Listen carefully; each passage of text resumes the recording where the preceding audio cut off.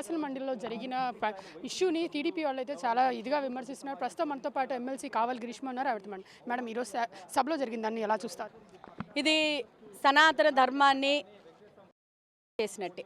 ఎందుకంటే ఇప్పుడు కౌన్సిల్ అనేది పెద్దల సభ ఎప్పుడైనా సరే నామినేటెడ్గా వస్తారు. వీళ్ళని డిఫరెంట్ సెక్టర్స్ నుంచి నామినేటెడ్గా పెద్దరికంగా ఉంటారు కాబట్టి పెద్దల సభ అని అంటారు. పెద్దల సభ 4 రోజుల నుంచి బడ్జెట్ రిలీజ్ అయిన 4 days నుంచి బడ్జెట్ డిస్కషన్ అంటూ జరగాలి. అవేవి జరగనివ్వడం లేదు వైసీపీ వాళ్ళు. దానికి తోడు ప్రతిరోజు ప్లెకార్డులు తీసుకోవడం, 4 రోజుల నుంచి గోవిందా గోవిందా గోవిందా గోవిందా అనుకొని స్వామి పేర్లు జపం తీస్తున్నారు. వీళ్ళే లడ్డూలో కల్తీ చేశారు. ఇదే సిట్టును సిబిఐ ఛార్జ్ షీట్లో ఉంది. వీళ్ళ 250 కోట్లు ఎవరి జోబులోకి వెళ్ళారో వీళ్ళే చెప్పాలి. వీళ్ళ బాబాయే లడ్డూలో కల్తీ జరిగిందని సుబ్బారెడ్డి గారు చెప్పారు.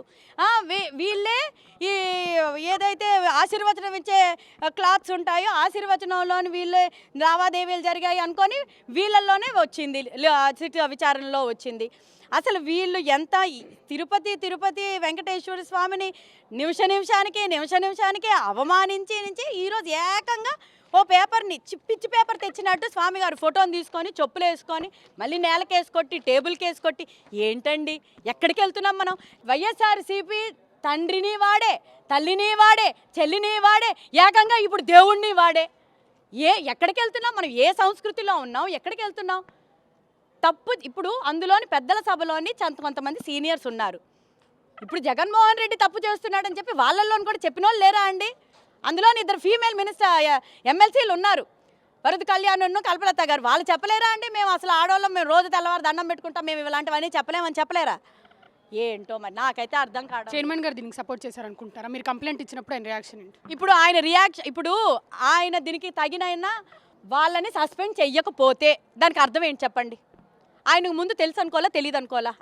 ఆయన చైర్మన్ కాబట్టి నేనేం మాట్లాడకూడదు కాబట్టి నేను సైలెంట్గా ఉంటాను. కానీ ఆయన వాళ్ళతోటి క్షమాపణ ఖచ్చితంగా చెప్పించాలి, లేకపోతే అది కరెక్ట్ అయిన. 4 రోజుల నుంచి హిందూపూర్ డైరీ గురించి కౌన్సిల్లో మాట్లాడడానికి ఎందుకు ఒప్పుకోలేదని వైసీపీ వాళ్ళు మీ మీద విమర్శలు చేస్తున్నారు. దీనికి కనెక్షన్ ఏమిటి? అసలు హెరిటేజ్ ఫుడ్స్ అసలు వాళ్ళ మెయిన్గా ఎజెండాలోనే ఉంది. వాళ్ళు పెట్టుకున్నారు ఏంటి, ఏ గవర్నమెంట్కి కానీ ఏ టెంపుల్స్కి కానీ మేము గీ సప్లై చెయ్యమని. దీని డిస్కషన్ చేయడానికి ఏముంది? అసలు దాంట్లో ఏ ఇన్వాల్వ్మెంట్ లేదు. మేము న్యూస్ ఛానల్స్లో ఉన్న క్లిప్పింగ్స్ అన్ని తీసేయండి అని ఢిల్లీ హైకోర్టే చెప్పింది. ఏం చెప్తున్నారు వీళ్ళు? అసలుకి ఎవరిని ఇన్వాల్వ్ చేద్దాం అనుకుంటున్నారు?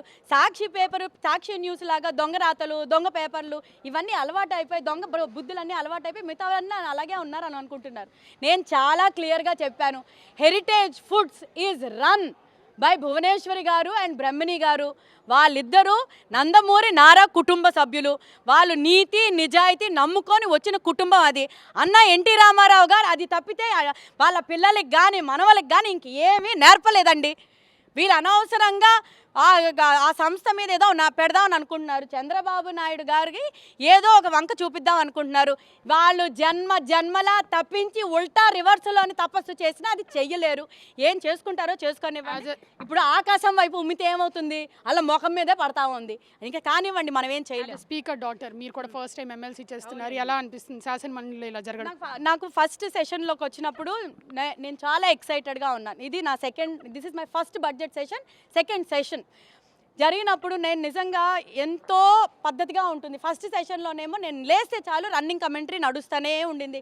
రన్నింగ్ కమెంటరీ ఇంకా సరే ఇది కాదు, సబ్జెక్ట్ ఓరియంటెడ్గా వెళ్దాం, మనం అగ్రెషన్ అనేది ఎప్పుడు హౌస్లో చూపించకూడదని చాలా కంపోజ్డ్గా, చాలా కామ్గా, ఈ మాత్రం కూడా గొంతు లేకుండా చాలా ప్రశాంతంగా చేద్దాం అని అనుకునే ఉంటాం. కానీ వాళ్ళ బిహేవియర్కి ఎవరూ శాంతంగా ఉండలేరు, ఎవరూ ప్రశాంతంగా ఉండలేరు. రాష్ట్రమే లేని ప్రశాంతత ఇంకా సఫలం ఏముంటుంది వైఎస్ఆర్సీపీ వల్ల. థ్యాంక్ యూ అమ్మ.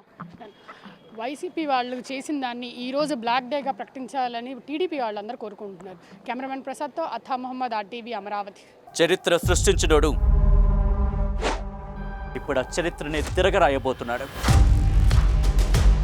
అబద్ధాల గోడల్ని బద్దలు కొట్టి నిజాలను రాగా మీ ముందుంచబోతున్నాడు.